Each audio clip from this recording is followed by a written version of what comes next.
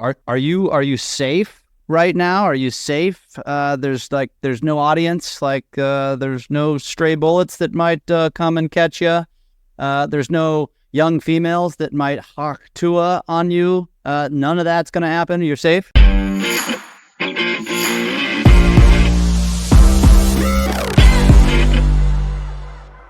This episode is brought to you by SocialGenius. That's where Jeff and I get to actually teach you what to do on social and how to grow it. Jeff, why should people join?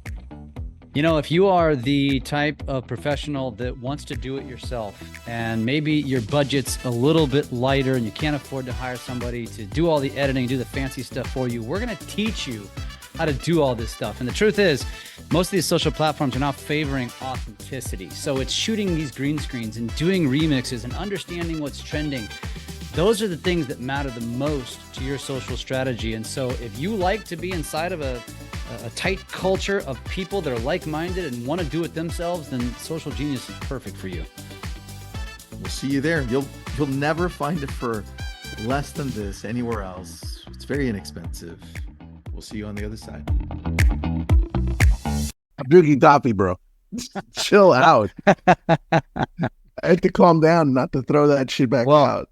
I tell you what, this episode today is going to just we're gonna lean straight into the most obvious topics, and arguably Hawk Tuah is old news, kind of, but not really. But it's really, I think, great to talk about and how we can take advantage and utilize that sort of thing. But also, obviously, at the time of this recording, it's the Monday after the weekend where the assassination attempt occurred. And there's a lot of that on social media. And so, you know, what are the best ways? Hold on, dude. Don't forget Shannon Doherty died too. Yeah, there's been a lot of deaths lately, actually. Richard Simmons died over the weekend or last week. There was a bunch of people. We were just talking about this last week. There's been a lot of deaths of some famous people. And yeah, 90210, man. I didn't even know she was that sick. She's really been on a downhill slide since 2015, I read this morning, with cancer. Yeah. So that's a shame, man. She's young. She's not that much older than us, dude. That's I don't like seeing that stuff. Me either, man. It puts the mortality thing right in front of you, which is the whole weekend, right? It's like, wait a second. Yeah. But when it comes down to social media, I think we can learn some things. Yeah. Right. And let's start with the one that was gaining momentum up until the assassination attempt. That was Hawk Tuah, right? You and I were texting back and forth as soon as it happened, and I was biting into those stories that were all fake, right? Yeah, because no one knew who she was, what she was doing, and I think that the clear thing for me, and you tell me what you think, but she had one viral amazing thing happen, right? Now, you as you're listening, equate that to your one amazing. Finally, something hit. All right, same thing. And then they have to find her because it wasn't her who posted it, which was amazing. And then she made a plan, or she got a team to make a plan to show up more often. She's like, oh, got it. I am going to take advantage of this and do it right. And I started following her. And I think the differentiation between her, even though it's she's in everyone's eye, and us, let's just say us, right? In general, us.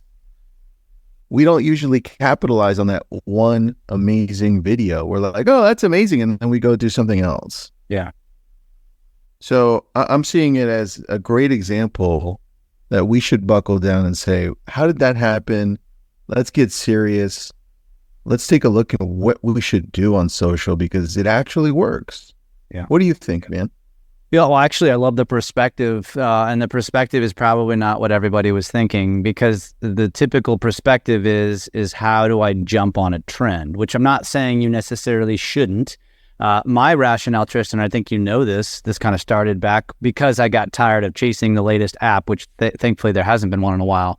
But, you know, chasing a trend, although can be useful for engagement, it likely will do nothing for your business. And what's most important here is what Tristan just described, which is you actually need to look at this from a perspective and look at this gal and say, that's exactly what I need to happen for me. Now, not to that degree. That's never going to happen. She's 1 in a billion. That's right. But relatively speaking, which is exactly what we've talked about on other webinars. When I use myself as an example, like, why is my YouTube channel 5x over the last 3 or 4 months? One viral short. Why is my Instagram gone from 2,000 to almost 19,000? One viral reel. And when you're looking at this from a perspective of how do I do this for my business, Tristan, I don't know what your answer is, but I'll tell you what mine is. It's very simple. I'm not like sitting down and dissecting and trying to figure out how do I create a viral post. No, I'm not thinking like that. I think to myself, how do I stay consistent and frequent and post every single day and let the magic happen? And the viral post that was on YouTube Shorts versus Instagram Reels were very different. The posts that blow up on TikTok versus Instagram, very different. It's never the same. And so I think we get so deep in thinking through this, like we're trying to perfect and create this potion. It doesn't exist. And if more of you just focuses on understanding that if you just stay and remain and get yourself into a frequency game, the magic will happen. It may not be a month. It may not be 6 months. It may be 2 years. I don't know. But I can promise you this, the more you do it, the better you'll get at it. The more you'll see what's going on, the more that you'll see what works, the more you can lean into the similar type of content, and the more that the likelihood of you going viral will increase, which can create massive growth and opportunities. Do you have a different take on what a strategy should be following this whole Hawk Tuah mania? Yeah, I think the clear one is you've got to be comfortable with you. And I don't know that a lot of us are to even show up on camera. And we're always overthinking, well, what about if people say this about us? If people say, but you're watching the most sincere video blow up. And you know, it's some would call it inappropriate, but it's real. Like the realness of it, the sincerity, it connected with people at a really core level. Whether they were making fun of it or they just enjoyed it. I think the key is we have to show up like who we are and let the pieces just fall. But that's so hard for us, right? Because most of us think that we're professionals. We're running a business. And if we stand out in a certain way, we're going to alienate a whole bunch or a whole segment of people. And I think we forget that that's okay to alienate a certain segment of people because we're never going to please everyone. And I think you and I have gotten to a place where we realize there's always going to be somebody who hates us or doesn't like us, or they don't like the hats we're wearing or how we dress, something. So we might as well show up like we need to show up for ourselves. And I think that was super clear with her. What do you think? I haven't watched the podcast episode with her talking about her future. I think you have. Tell us, for those who haven't watched us, and we can link it in the show notes, what does the future look like for her? Well, I think in the podcast, she was dispelling a lot of the fake truths that were out there about her background, where she currently works. No, she no longer works there. She's taking this whole social media thing seriously. She's hired a team. I'm assuming the team actually chose her and says, hey, let's just split the profits. So now she's got merch. She's on all social. She wasn't on social. And we follow her on Instagram and YouTube and TikTok, everywhere. And now she's decided to take this on as a full-time job, as a personality. Because like Jeff said, this is a 1 in a billion shot, right? She won the lotto and she rose to fame overnight, and she's actually taking advantage of it. She's going to take those 15 minutes of fame and see what she can do with it. And I don't know that a lot of people have that mentality. And I love that, man. I'm supporting her 100%. Like, let's see where she's at a year from now. Did she do it? What did she do with this opportunity? And I always reference when something like this happens, Kim Kardashian. and the whole Kardashian clan. 15 minutes of not so amazing fame turned into $1 billion business for a lot of members in that family. And it was because they decided to take something that was possibly an opportunity and just blow it up. And I think Hawk Tuah is doing something similar.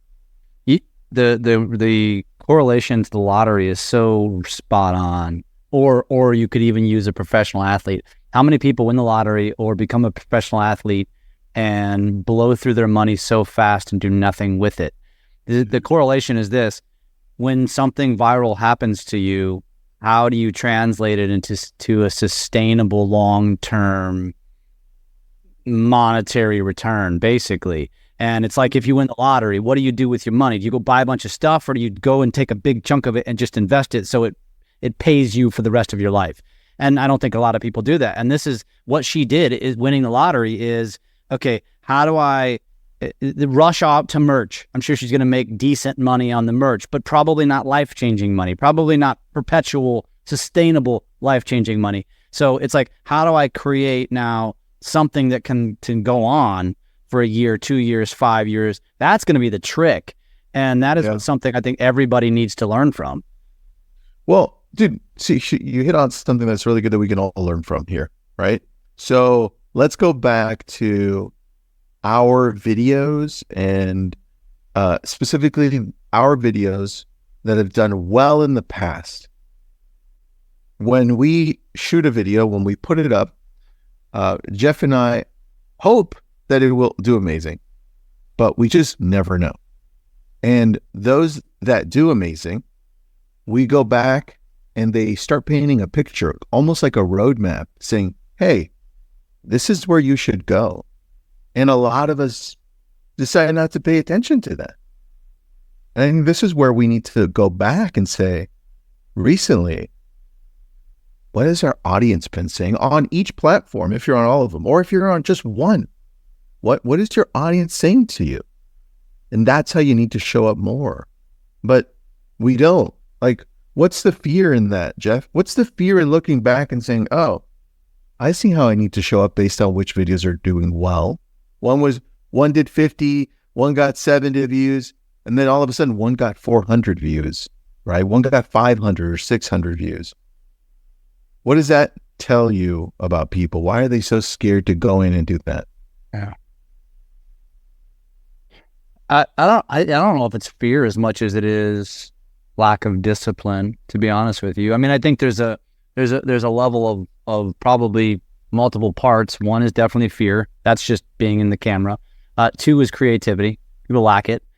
3 is discipline, which is going back to, okay, I need to be consistent, and this just needs to be built into my daily schedule, right? I think, to me, those 3 are probably the biggest reasons why people don't follow through with anything, let alone social. Yeah, I think you're right. It's a commitment. It's almost like a combination of both, which is the fear of the commitment that it takes to continue to perform at that level. Mm-hmm. And yeah, that actually is pretty scary, because when we take a look at the things that we do, it's a full-time job, like showing up, making sure that you're posting everywhere as often as possible, paying attention to what's working, what's not. But how rewarding is it? Right? Yeah. It just takes a long time. Yeah, it's and it goes back. I mean, going back to the whole Hawk Tuah thing, it's like there's something to be learned from it. And I think what's most important to learn from it is not jumping on the trend, because honestly, I haven't done anything with the trend, and I have it on my list. I'm going to do it eventually. But I think what I've decided how I'm going to use it for my content, it's timeless. When I decide to execute it, it will just be for fun, and I'll be using it in a different way. And it's not, I think stop getting so consumed with rushing to a trend as if it's going to impact your life, because it probably won't. And yeah, sure, if the timing is right and you have something to do, fine, put it out there, but don't be so consumed with just trend chasing or viral chasing. And again, focus on that commitment to the process and what can come as a result of it. You have a much greater chance of actually hitting it big or something happening which will grow your audience, like going viral. And by the way, viral is relative to your following. So don't get caught up in millions if your following is only 500. Focus on 10,000. That's viral. And so don't get caught up in what the influencers say, and just focus on understanding that there is a commitment to this and you have to stick with it, and it's a long game. And if you do it, there's a lot that can, you could be the Hawk Tuah girl. Yeah, so that's true.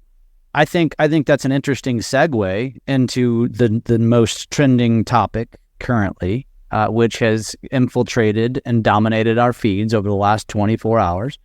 And that's the assassination attempt. Yeah. I don't know what route you want to take with that, but I've got one central idea. You tell me. Go. Okay. The thing that I very clearly saw, and I think this goes into just human nature as a whole. Unfortunately, it takes shape in the world that we live in, which is social media, right? People, the human race, love to fill in the holes when there is no clarity, no certainty. Think back to the other. I know this is an American event, but think back to now COVID, which was a world event. A lot of uncertainty, a lack of clarity. No one knew what the hell was happening. Very similar to the first few hours of what was happening with Trump. And people started jumping to conclusion, and then they filled the gaps of facts with their own version of reality. And then that penetrated social media, which then led to emotions. It led to a lot of people jumping in and getting mad at each other. And the very first thing you started saying was social media becoming toxic really fast, dude. And to me, that's what we can't participate in, the toxicity part, right? Because when everything calms down a few days from now, a week from now, or some people will never calm down, but in general, what are we looking at here? We're looking at it at the same thing we were before, a business. I'm looking at this as a business. And like Jeff said, if you've chosen a line to stand with or not with, or in the middle, I don't care, Trump, great, put it out there. But you've got to do it in a way that aligns with how you want to show up on social media, right? That's it. Bingo. Like what you say in a post, how you reply to a comment, how you engage with people that might be spewing hatred and negativity is a direct reflection of you as a human being and your personal brand. So I'll give an example. And actually, ironically, and I don't scroll social much, I think you know that about me, I would say most of what I saw was actually very positive in the way of, I don't care what side of the fence you're on, there's no place for this, we all need to come together, this needs to be an eye-opener, like that type of message, which I agree with, right? I did see one where an individual directly used it as an opportunity to take a shot at Biden. And I thought to myself, gosh, like, can you just not let it go for a day, you know? And then he did his address in the Oval Office, and now I've seen some stuff from that, because I don't know if you caught it, but if you watched it, when he fumbled, there was a point that he fumbled because I believe he was about to say, "Make America Great Again." Yeah. And it was like, oh, damn. I don't know if I should give him props because he caught himself, or if I should be like criticizing because why was that even in his script? Dude, we got it. Make America Great Again is one of the most amazing brands ever. It's a great segue. Yeah. I catch myself saying it about other stuff, so it makes sense. I think it's a great opportunity because I think a lot of people, I mean, you and I, everybody knows about us. We are very much middlers, right? And I don't wear who I vote for on my sleeve. I do play the political card with my audience because it's a social game. It's an attention game. But by and large, I hate politics for this exact reason. And so I think, the opportunity that lies within an incident like this, to me, even for somebody who is extreme, diehard, one side or the other, you do have an opportunity here to be level-headed and make a level-headed post versus what I just described from a real estate agent who took a shot. Somehow, this person tied it back to Biden needing help off stage after the debate. And that was the correlation there. I'm like, come on. Like, you know what? At least they're staying consistent with their brand. It was just, yeah, I guess so. My advice to anybody, you can take it or leave it. You don't have to like my advice, but I still think that we are humans at the core. We still live in a free country. Divisiveness in politics is everybody's acting like this is the worst thing ever, or this time in politics. I mean, there's a reason why Abe Lincoln got shot. There's a reason why JFK got shot. There's a reason why somebody tried to shoot Reagan. There's a reason why this is not really, I don't know that it's necessarily any different than it was in the 1800s. It's just that we have a multiplier in terms of how we can reach and share our opinions that we didn't have back then. And so it feels like it's worse. I don't know that it really is. And I think we all have a duty and an opportunity to not be middle, but be human. No. That's a good point, dude. Be human. Be human.